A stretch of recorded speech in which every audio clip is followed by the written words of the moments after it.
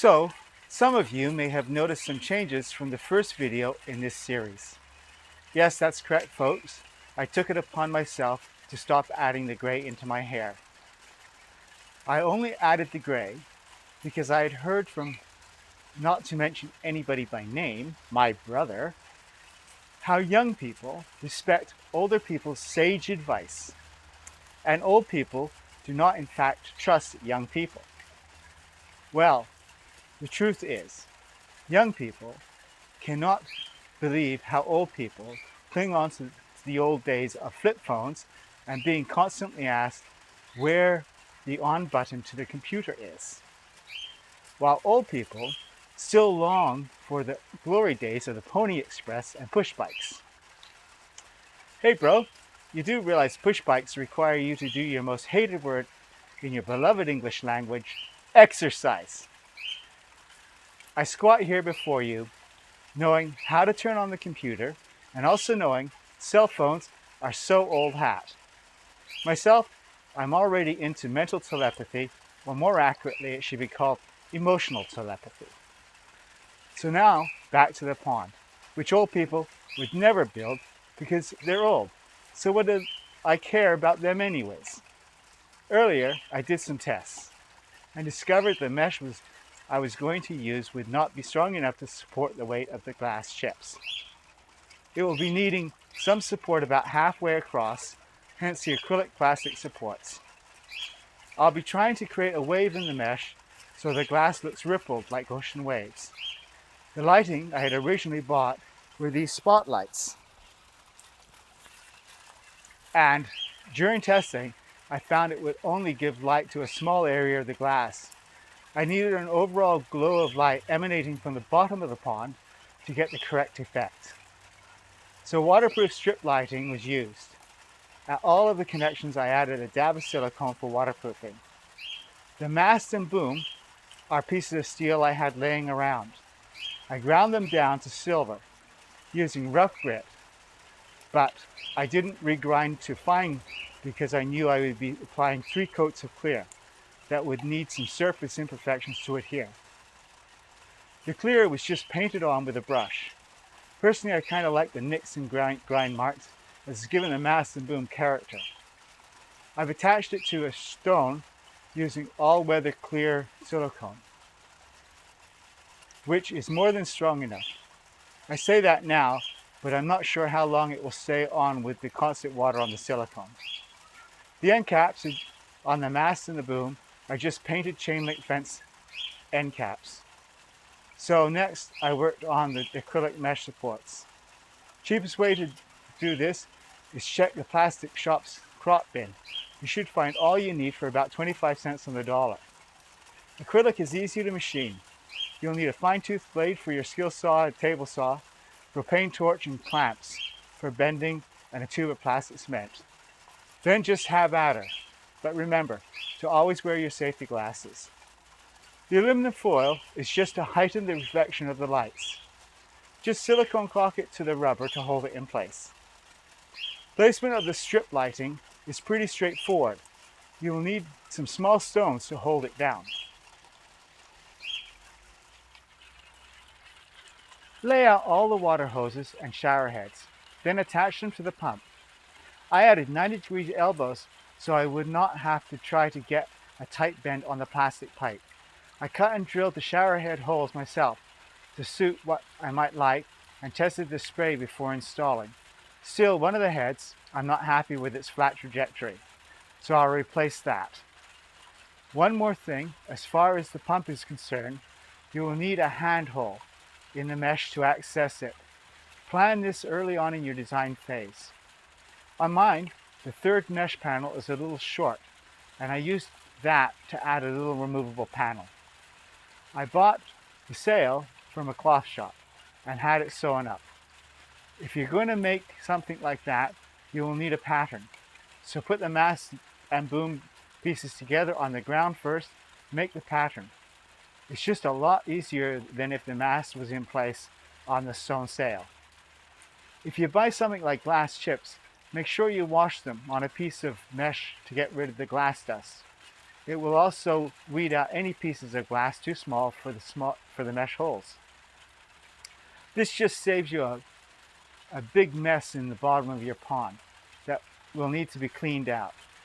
When doing the wash, make sure you have a catch cloth for all the small glass chips that you will sift through the mess. Otherwise, you'll have a mess to clean up. And yeah, I know all about that from the first time doing it. I'm adding blue watercolorant to the water to give it some life, and bleach or hydrogen peroxide to keep the water clear of germs and algae. How often you need to add bleach or hydrogen peroxide depends on the size, evaporation, etc. I suspect hydrogen peroxide will take longer to evaporate than bleach. This is something to check out if you have no filter on your Gurgler Pond. Some additional thoughts before I go. If you want to save money, just find a rock you like and have a hole drilled in it. Not sure where this can be done? Check with your local cemetery that has headstones, or where they manufacture stone countertops or concrete cores. This should save a bunch of money. I paid $400 plus tax for my Gurgler stone, but the regular price was $800 plus tax. You can probably find a beautiful piece of Ogden rock and get it drilled for $100.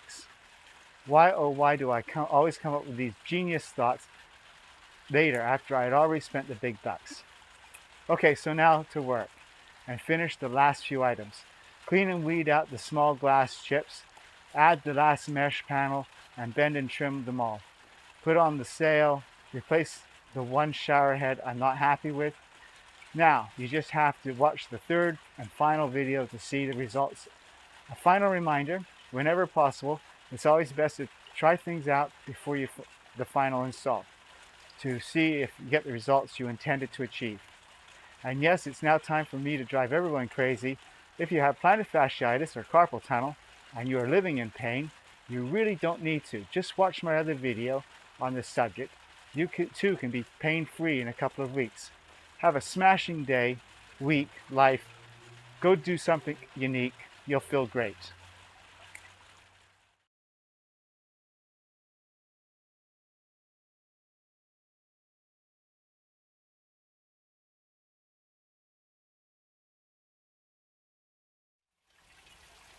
Hello, John Bartlett here. I'm just doing a quick video on the mechanical. Here is my starting my electrical from my power for my lights. Here's the power supply, and then we go on, and I have a sensor for a light sensor to turn it on in the evening. And as it goes up, and it goes into a conduit that's all the way up and under there. And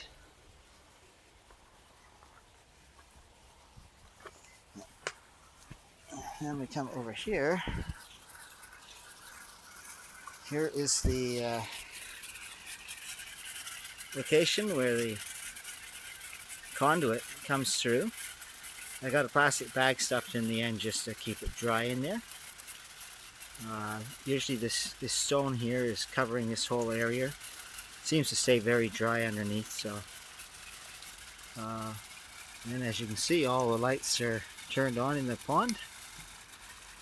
There's 10 meters of strip lighting in there. It's two rolls, 5 meters each. The sprinklers, I've got 3. I built the heads myself just so I could have different spray patterns. I just bought plastic caps and drilled them. That's the low one. The main gurgler is just a gurgler. It's no plastic cap. And then the one in the rock is there. It's the one I had fun drilling out, where the rock was anyways. The aluminum foil is just to reflect the light. Hopefully it will work pretty good in the evening. The black would have just absorbed it, but hopefully this will really shine some light up through the glass rock when it's sitting on top of this mesh that I've got here. The pump is just down here, and it's got 3 adjustment knobs for each one of these things. And if you look at how high the gurgler is now, I'm just going to adjust it. That's max now, and she goes quite a bit higher.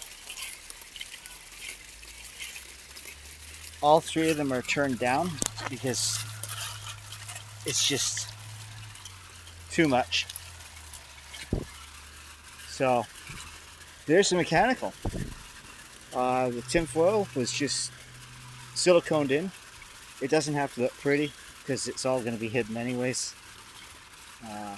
Yeah, glad this part's done. Okay.